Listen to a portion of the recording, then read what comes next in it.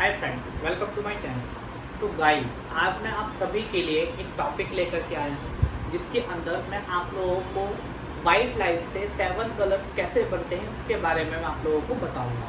ठीक है फ्रेंड्स, तो स्टार्ट करते हैं। सबसे पहले यहाँ पर आपका एक प्रिज्म है, ठीक है, जो पिरामिड शेप का होता है। अगर आप इसको थ्री डायमेंशनली देखोगे तो पिरामिड का शेप का होता है, बट अगर अभी हम 2D में देख रहे हैं तो ये ट्रायंगल लग रहा है। ठीक है, तो सबसे पहली चीज़ यहाँ पे वाइट लाइट आपको चाहिए। वाइट लाइट का कोई सोर्स होना चाहिए। अब ये वाइट लाइट यहाँ पर आएगी, जब इसके अंदर ये रिफ्रैक्ट होकर के जाएगी तो वो एक वाइट लाइट 7 कलर्स में बट जाएगा, स्प्लिट हो जाएगा, जिसको हम नाम देते हैं विवग्यो। V for violet, I for indigo, B for blue, G for green, Y for yellow, O for orange और R फॉर रेड। तो ये 7 कलर्स में स्प्लिट हो गया आपका एक वाइट लाइट, जिसको हम स्पेक्ट्रम बोलते हैं। क्या बोलते हैं? स्पेक्ट्रम। ठीक है गाइस, ठीक है। अब आप लोगों के बोर्ड के एग्जाम्स में ये क्वेश्चन आता है कि आपने व्हाइट लाइट से आपने दोबारा व्हाइट लाइट कैसे प्रोड्यूस कर सकते हैं प्रिज्म का इस्तेमाल करके। तो देखिए, मैंने यहाँ पर उसका भी एक डायग्राम बना रखा है। एक सिंपल प्रिज्म लगाना है और दूसरे प्रिज्म को आपने अपोजिट डायरेक्शन में लगाना है। तो वह व्हाइट लाइट यहाँ पे स्प्लिट होगी 7 कलर्स में, फिर ये 7 कलर्स एक साथ जुड़ करके एक व्हाइट लाइट प्रोड्यूस करेंगे। तो ये क्वेश्चन एग्जाम में ये टॉपिक आता है इसके ऊपर, तो ये चीज ध्यान रखना है आप लोगों ने। ठीक है, अब मैं थोड़ा इसके इन 7 कलर्स के बारे में आप लोगों से डिस्कशन करूंगा। विवग्यो, इसको हम शॉर्ट यहाँ पे लिख लेते हैं विवग्यो। ठीक है, ये V for violet, R for red. ठीक है, अब यहाँ पर मैं आप लोगों को कुछ बातें बताऊंगा, ध्यान से सुनिएगा। जो आप लोगों का रेड होता है, जो कलर रेड होता है, उसका वेवलेंथ ज्यादा होता है। उसका वेवलेंथ क्या होता है? ज्यादा होता है बाकियों के मुकाबले। तो इसीलिए जो हम रेड लाइट देखते हैं जिसमें सबसे ऊपर रेड होता है आपका, वो इसलिए आपका एक डेंजर का साइन होता है। क्यों?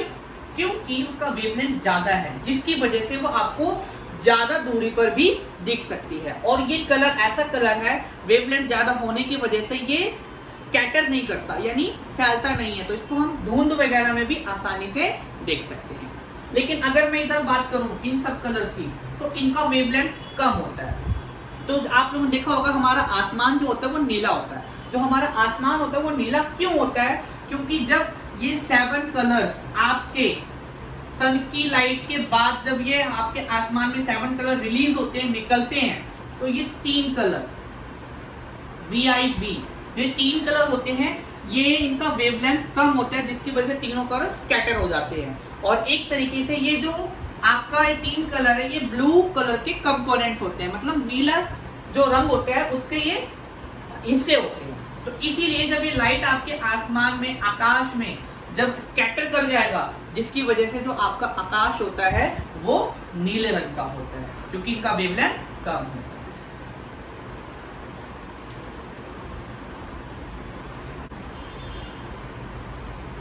अब हम यहाँ पे अगला टॉपिक डिस्कस करने वाले हैं कि जो रेनबो होता है वो कैसे फॉर्म होता है। आप लोगों ने नोटिस करा होगा कि जब भी बारिश आती है उसके कुछ समय बाद आपका रेनबो जरूर फॉर्म होता है। तो इसमें बारिश का बहुत इंपॉर्टेंट रोल होता है। कैसा रोल होता है उसके बारे में मैं आपको एक्सप्लेन करूंगा। ठीक है, ये आपका एक रेन ड्रॉप है, मतलब एक छोटा सा जो बारिश की बूंद होती है वो है आपका। ठीक है, अब जो सन की लाइट है वो एक व्हाइट लाइट का सोर्स होता है। जब ये लाइट इसमें आती है तो ये स्कैटर हो जाता है 7 कलर्स में। जो यहाँ पर ये रेन ड्रॉप है वो प्रिज्म का काम करेगा, जो मैंने आपको अभी थोड़ी देर पहले बताया था। रेन ड्रॉप किसका काम करेगा? प्रिज्म का। तो जो ये प्रिज्म होगा, जो ये रेन ड्रॉप होगा, वो इस सनलाइट को 7 कलर्स में डिस्ट्रीब्यूट कर देगा, स्प्लिट कर देगा, जिसका नाम होगा विवग्यो, VIVGYO।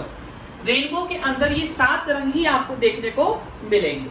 तो ये बारिश की बूंद में जो आपकी सनलाइट आई, तो ये अंदर ही रिफ्लेक्शन हो रहा है, जिसको हम नाम देते हैं इंटरनल रिफ्लेक्शन। और यहाँ पे दूसरा फिनोमिना भी लग रहा है कि ये जो व्हाइट लाइट है वो आपकी स्प्लिट होके 7 कलर्स में डिस्ट्रीब्यूट हो रहे हैं। तो रेनबो फॉर्म होने में 2 फिनोमिना होते हैं, पहला इंटरनल रिफ्लेक्शन और दूसरा splitting of light into 7 colours, splitting of white light into 7 colours. इससे आपका रेनबो बनता है। अब कहोगे रेनबो तो बहुत बड़ा होता है, लेकिन एक बारिश की बूंद से कैसे बनेगा? तो एक्चुअली जब बारिश होता है तो आसमान में हमारे बहुत सारे बारिश के बूंद, रेन ड्रॉप जो होते हैं वो प्रेजेंट होते हैं। तो सनलाइट उन सभी के साथ इंटरनल रिफ्लेक्शन की वजह से और 7 कलर्स को स्प्लिट करने की वजह से वो एक पूरा बिग रेनबो फॉर्म करते हैं। तो आप लोग हमेशा नोटिस करिएगा कि बारिश के बाद आपको रेनबो जरूर दिखेगा। Thank you.